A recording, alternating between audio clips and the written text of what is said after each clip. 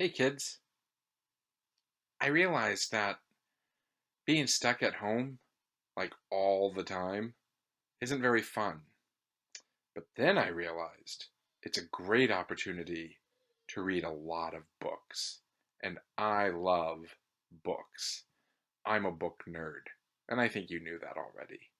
You can see some of the books behind me, and I actually have two more walls of shelves in this room just full of books. And then I got to thinking, if I'm going to be reading all these books, well, maybe we could share that experience together. Maybe I could read these books onto video and share them with you. And maybe through your parents, you might tell me books that you're reading and enjoying right now, because I would certainly love to hear from you. So this is going to be the first of what I hope are a number of videos that we're calling Bookish. Are you ready? Today's book is The Song of the King by Max Lucado. Let's begin. The Song of the King by Max Lucado, illustrated by Tony Goff.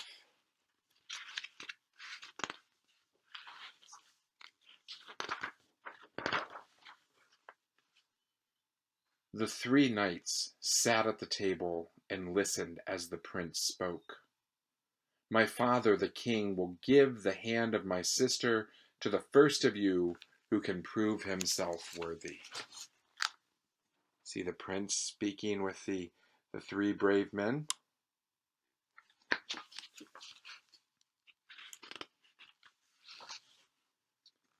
The prince paused to let the men take in the news. He looked at their faces, each weathered from miles and scarred from battles. The three had much in common. They were the strongest warriors in the kingdom, and they each wanted to marry the daughter of the king. The king had promised each a chance, a test to see which was worthy of his daughter. And now the time for the test had arrived. There are those three knights and the prince.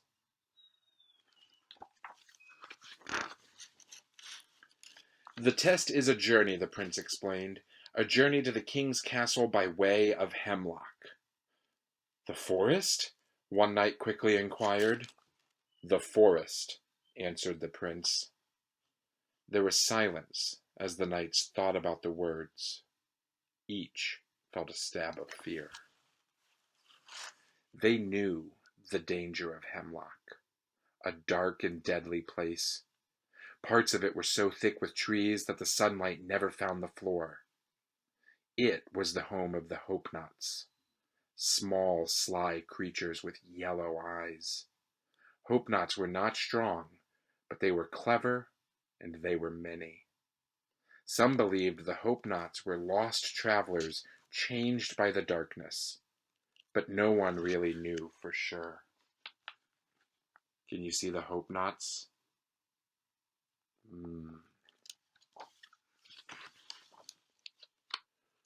Will we travel alone? Carlyle spoke, a strange question to come from the strongest of the three knights. His fierce sword was known throughout the kingdom, but even this steely soldier knew better than to travel Hemlock alone. You may each choose one person to travel with you.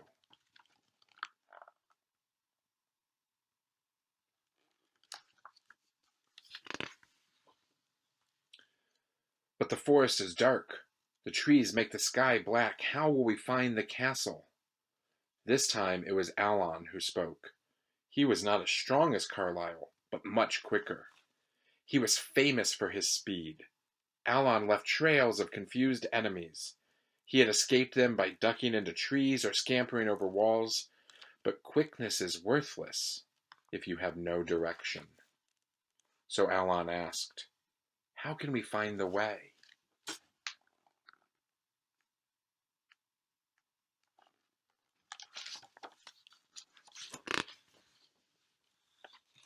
The prince nodded, reached into his sack and pulled out an ivory flute. There are only two of these, he explained. This one and another in the possession of the king. He put the instrument to his lips and played a soft, sweet song. Never had the knights heard such soothing music. My father's flute plays the same song. His song will guide you to the castle. How is that? Alon asked. 3 times a day the king will play from the castle wall, early in the morning, at noon, and again in the evening. Listen for him, follow his song, and you will find the castle.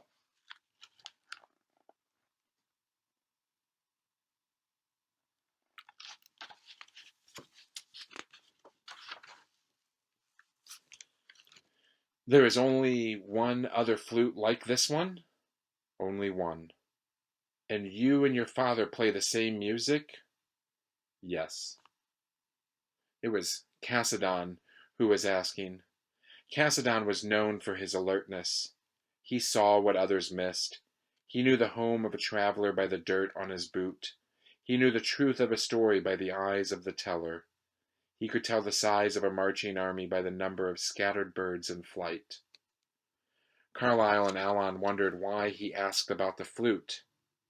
It wouldn't be very long before they found out. Consider the danger and choose your companion carefully, the prince cautioned.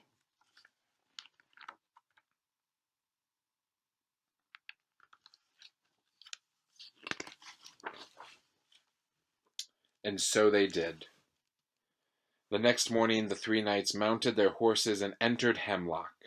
Beside each rode the chosen companion. Off they go.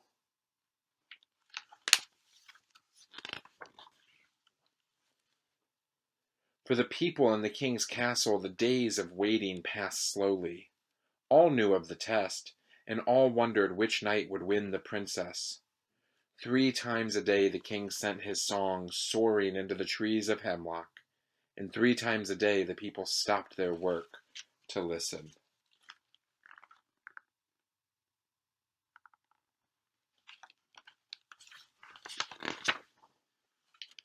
After many days and countless songs, a watchman spotted 2 figures stumbling out of the forest. No one could tell who they were. They were too far from the castle. The men had no horses, weapons, or armor. Hurry, the king commanded his guards. Bring them in. Give them medical treatment and food, but don't tell anyone who they are. Dress the knight as a prince, and we will see their faces tonight at the banquet. He then dismissed the crowds and told them to prepare for the feast.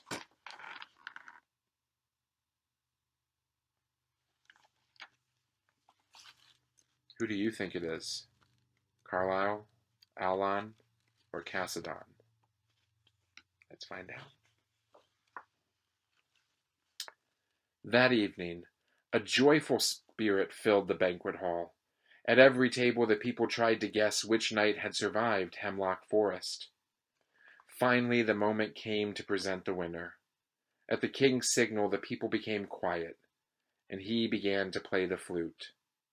Once again, the ivory instrument sang. The people turned to see who would enter. Many thought it would be Carlyle the strongest.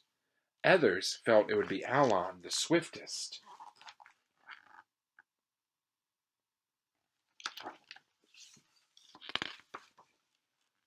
But it was neither. The knight who survived the journey was Kassadin the wisest. He strode quickly across the floor, following the sound of the flute one final time, and bowed before the king.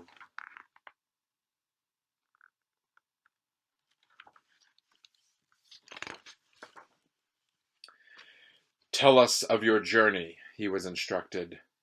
The people leaned forward to listen. The Hope-Knots were crafty, Kassadin began. They attacked, but we fought back. They took our horses, but we continued. What nearly destroyed us, though, was something far worse. What was that? Asked the princess. They imitated. They imitated? Asked the king. Yes, my king, they imitated. Each time the song of your flute would enter the forest, 100 flutes would begin to play. All around us we heard music, songs from every direction. I do not know what became of Carlyle and Alon, he continued, but I know strength and speed will not help one hear the right flute.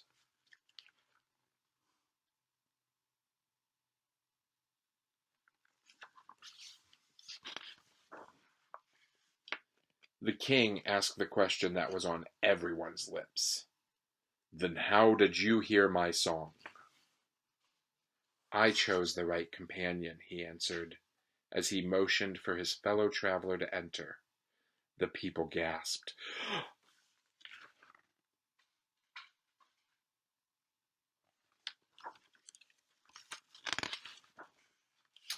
It was the prince. In his hand he carried the flute. I knew there was only one who could play the song as you do, Kassadin explained. So I asked him to travel with me. As we journeyed, he played. I learned your song so well that though 1,000 false flutes tried to hide your music, I could still hear you. I knew your song and followed it.